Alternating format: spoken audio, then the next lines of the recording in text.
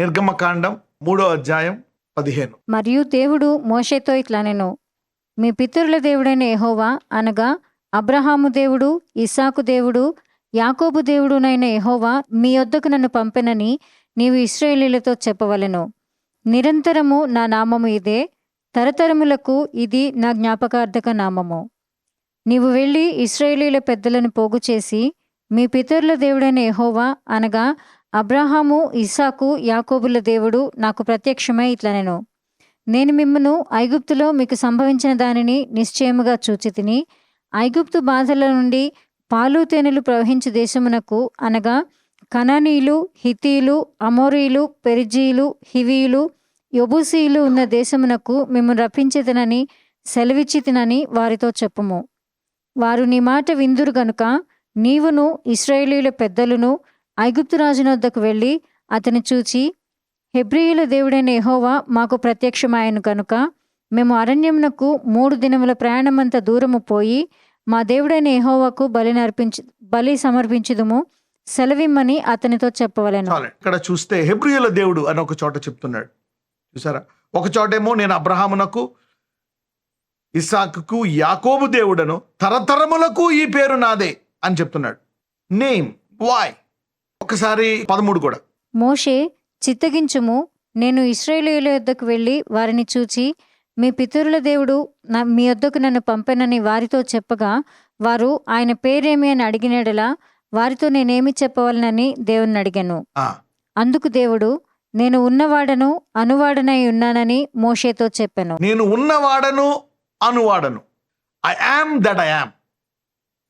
అంటే ఆయన పేరేంటని అడుగుతున్నాడు మోషే. నేనేం చెప్పాలంటే I am that I am, నేను ఉన్నవాడను అనువాడను అని ఇక్కడ మరి 14వ వచనంలో మనం చూస్తున్నాం.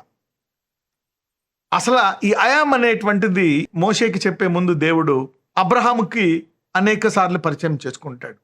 సరే, ఒకసారి ఆదికాండం 17 మొదటి వచనం చదువుదాం.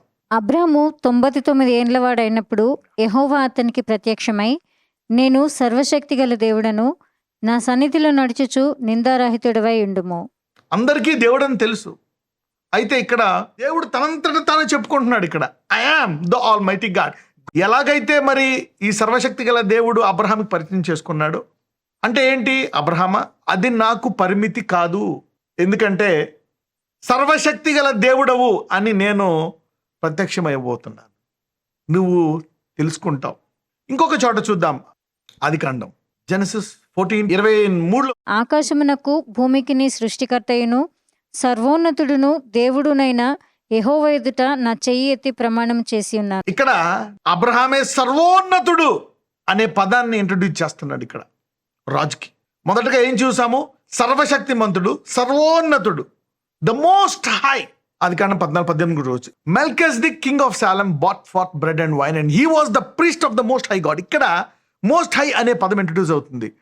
మరియు షాలేము రాజు అయిన మెల్కిసెదెకు రొట్టెను ద్రాక్షరసము తీసుకొచ్చి అతడు సర్వోన్నతుడు దేవునికి యాజకుడు. అంటే ఇక్కడ మెల్కిసెదెక్ ఇంట్రడ్యూస్ చేసుకున్నాడు అనమాట. నేను సర్వోన్నతుడైన దేవుని యాజకుడు అని ఎప్పుడైతే ఈ పదాన్ని అబ్రహాం ఇంట్రడ్యూస్ చేస్తాడు, ఇప్పుడు అబ్రహాము దాన్ని వాడడం మొదలుపెట్టాడు, సర్వోన్నతుడు అని. Okay, is the most high. తర్వాత మనము సర్వశక్తిమంతుడు అనేది చూస్తున్నాం. ఈ 2 వచనాల్లో చూసుకుంటే అంటే ఇంకా ఆయన కంటే పైన ఎవరు ఉండరు, హీఈస్ ద టాప్.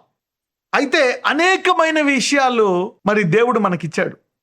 ఒకవేళ ఎవరైనా వేరే పేరులో వచ్చి ఇంతకంట నువ్వు చేసిన అద్భుతాలు, నువ్వు చూసిన అద్భుతాల కంటే గొప్ప అద్భుతం కనుక చేస్తే ఆ పేరు మీద దేవుడు ఏం చెప్తున్నాడు? అద్భుతము ద్వారా మాత్రమే కాదు, దేవుడు చాలా కనెక్షన్స్ పెట్టాడు. అందుకే యేసుప్రభు వారు అద్భుతము చేయడమే కాదు, ఆయన చేసిన అద్భుతాలు పుస్తకాలన్నీ కూడా అద్భుతమే కాదు, ఆదికాండము నాటి ప్రవక్తల వంశావళిని కలుపుతున్నాడు. ఆయన అబ్రహాము కుమారుడైన దావీదు కుమారుడైన యేసయ్య వంశావళి కలుపుతున్నాడు, ప్రవచనాలు కలుపుతున్నాడు. మోషే చెప్పాడు, మీకు తెలీదా? యెషయా ప్రవక్త చెప్పాడు. అంటే తరముల నుంచి వచ్చే చరిత్రను కలుపుతున్నాడు. History is also important, not just miracles. Genealogical history, that is very very very important. అంటే ఈ సృష్టి నాది, నేను చేసిన ఈ తరాలన్నీ. సో అటు ప్రవచనాల నెరవేర్పు, వంశావళి నెరవేర్పు, సృష్టి ఆరంభము, ఆది నుండి ఉన్నవాడను అని చెప్పుకొనుచున్నాడు. పరిశుద్ధాత్మ లోపల అంతరంగంలో ఉండే అన్నిటికంటే గొప్పది ఏంటంటే నీ అంతరంగంలో ఉండే సాక్ష్యం. అయితే ఈ పరిశుద్ధాత్మ ఉన్నవాళ్ళు ప్రార్థించి పరిశుద్ధాత్మ విషయమై కనిపెట్టి, పరిశుద్ధాత్మడా మరి నువ్వేమంటావు అన్నప్పుడు, నీలో ఉన్నవాడు ఈ లోకములో ఎంత గొప్ప అద్భుతాలు చేసినా వానికంటే గొప్పోడు. అంటే అక్కడ ఇచ్చేటువంటి ఆ బంధము నీకు నువ్వు ఏ విషయమై వదులుకోలేవంటే ఆ బంధము అన్నిటికంటే గొప్పదే. ఏమైనా చెయ్యి, ఏదైనా ఇయ్యి, ఇది గొప్పదే. అంటే God is connected like that. అందుకే అంటాడు, తల్లి అయినా విడిచు కానీ అదే అసాధ్యం. Eternal perspective. దేవుడు ఏదైనా కొలిస్తే ఆయన శాశ్వత కాల పరిమాణము చొప్పున మన ప్రార్థన ఆలకిస్తాడు. Is an eternal God, eternal perspective. ఆయన అంగీకరించింది మొదటగా చూస్తే నిత్య జీవానికంట, ఇటర్నల్ లైఫ్. నా 2 చూసాం ఇప్పుడు. ద మోస్ట్ హై, సర్వోన్నతుడు, సర్వ శక్తివంతుడు. అయామే, నేను ఉన్నవాడను అనువాడను. అయితే నేను ఒక్కసారి మరి మెల్కిసెదెక్ ద్వారా నేను సర్వోన్నతుడిగా బయలుపరుచుకున్నాను. అందుకే అబ్రహాము డైలాగ్ వాడతాడు, నేను సర్వోన్నతుడి ముందు నేను చెయ్యెత్తాను, నేను నీ దగ్గర తీసుకోను అని. ఆ తర్వాత అబ్రహాముకి మళ్ళా దేవుడు ఆ మాట తెలుసు కాబట్టి దేవుడి గురించి ఇప్పుడు దేవుడు ఏం చెప్తాడు అబ్రహాముకి, నేను అన్నిటికంట పైనుండి వాడినే కాదు, నేను సర్వశక్తిమంతుడిని కూడా. ఈ వృద్ధాప్యములో మీ ఇద్దరికి పిల్లల్ని ఇవ్వగలను అంటున్నాడు. ఇచ్చాడా లేదా? అలాగా నామాన్ని ఆయన రుజువు చేసుకున్నాడు. అదే ఆదికాండం 21:33. అబ్రహాము బెయేర్షెబాలో ఒక పిచ్చుల వృక్షము నాటి అక్కడ నిత్య దేవుడైన యెహోవా పేరట ప్రార్థన చేసెను. ఇక్కడ మళ్ళా అబ్రహాముకి ఒక కొత్త పేరు ఇంట్రడ్యూస్ అయింది, నిత్య దేవుడు. You see that now, eternal God. సాధారణంగా పేరు ఎవరికి పెడతారంటే ఏదైనా ఒక లిమిటేషన్ ఉన్నప్పుడు, పల్లా ఓళ్ళకి వచ్చినప్పుడు పల్లా ఆయన కొడుకు అని ఇంటి పేరు కోసము ఓకే పల్లా మంచిదని పెడతారు. కానీ మన దేవుడికి ఒక పేరంటూ ఏం పెడతాం? He's unlimited God. అందుకని నీకేం కావాలా? స్వస్థత, సమృద్ధ, అద్భుతమా, ఆశ్చర్యకరమా, whatever he can provide. మరి ఆయనకు ఒక పేరు is too big, too powerful to name. So ఆయన సృష్టించిన భాషతో ఆయనకి పేరు పెట్టలేం. He is the creator. మనం మనుషులు కాబట్టి మనుషులకు ఒక భాష అంటూ పెట్టాడు. Limited, it's a limited communication medium, language. You cannot name him. మరి యేసు అని ఎందుకు పేరు పెట్టారంటే, ఇక మరి ఆయన మానవుడిగా వచ్చాడు కాబట్టి, మనకు తోడుగా ఉన్నాడు కాబట్టి, దేవుడు మనకు తోడు అనే కనెక్షన్కి లిమిటెడ్ పేరు. అందుకే అంటారు in Jesus name you can do all things. మరి అక్కడ ఆయన లిమిట్ అయ్యాడు యేసు అనే పేరుకి. దానికి ముందు ఆయన పేరేంటి? ఉన్నవాడు అనువాడు. So the unlimited power that cannot be named has now been named as Jesus. అంటే మనము ఒక పరిమితి కలిగిన వాళ్ళం కాబట్టి మనకు ఒక పేరంటూ ఆయన ఇచ్చాడు. ఎందుకంటే ఆయన మానవుడిగా ఆయన వచ్చాడు, అవతరించాడు కాబట్టి ఆయనకి పేరు ఇవ్వాల్సిందే. ఆయన ఇంకా తగ్గించుకున్నాడు కాబట్టి ఆయనకి ఆ పేరు పెట్టాల్సి వచ్చింది.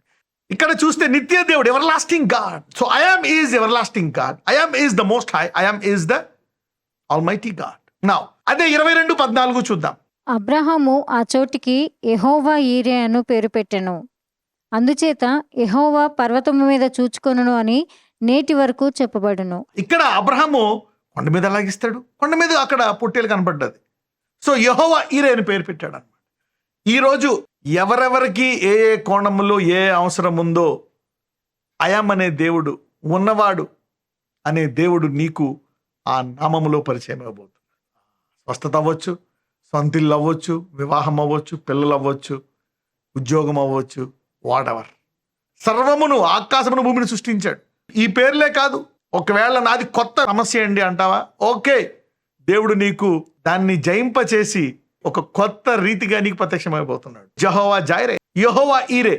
ఈరోజు అనేకులకు ఏదైతే వస్తురూపముగా ఆర్థికంగా లేదో యెహోవా ఈరే అనే నామము మీకు ప్రత్యేక రీతిలో పరిచయం అవును గాక. May you be introduced by the name Jehovah Jireh. You will receive it. Job, house, husband, kids, what ever you want.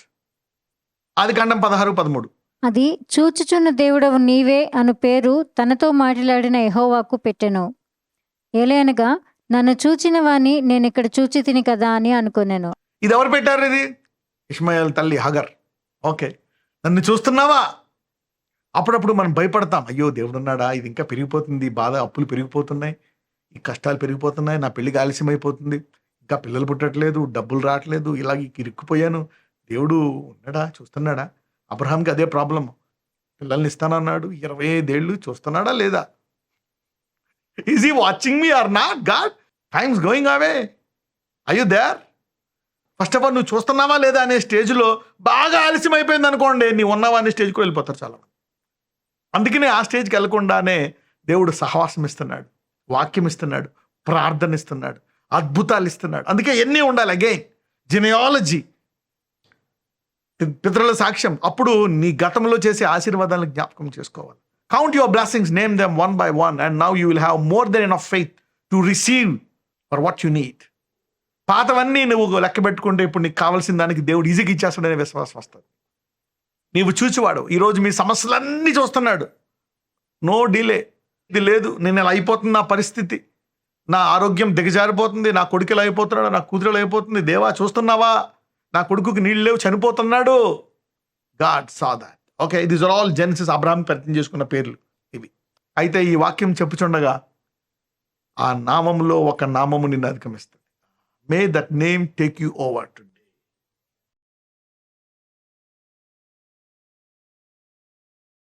నజరేయుడైన యేసయ్య, నీ బిడ్డలతో మాట్లాడావు నాయన. ఉన్నవాడు అనువాడని మోషేకు నువ్వు పరిచయం చేసుకున్నావు, అంతకుముందు అబ్రహాంకి ఎలా పరిచయం చేసుకున్నావు. ఈరోజు ఎవరికెవరికి ఏ అవసరతలో నీవు ప్రత్యక్షమవుతావో, ఏ రీతిగా ప్రత్యక్షమవుతావో ప్రత్యక్షమయ్యి నీవు అడుగు వాటికంటే, ఊహించు వాటికంటే ఆ అడిగే దాంట్లో అత్యధికంగా చేయబోతావు. దావీదు ఆయుష్ని అడిగితే యావత్ జీవమే ఇచ్చేసావు నాయన. Heal them, bless them, prosper them. వారి గతాన్ని ఈజీగా తుడిచివేసి మంచి భవిష్యత్తుని ఇవ్వగలవయ్యా. వారి జీవితాలను ఆశీర్వదించమని నజరేయుడైన యేసునామమున ప్రార్థిస్తున్నాము తండ్రి, ఆమేన్.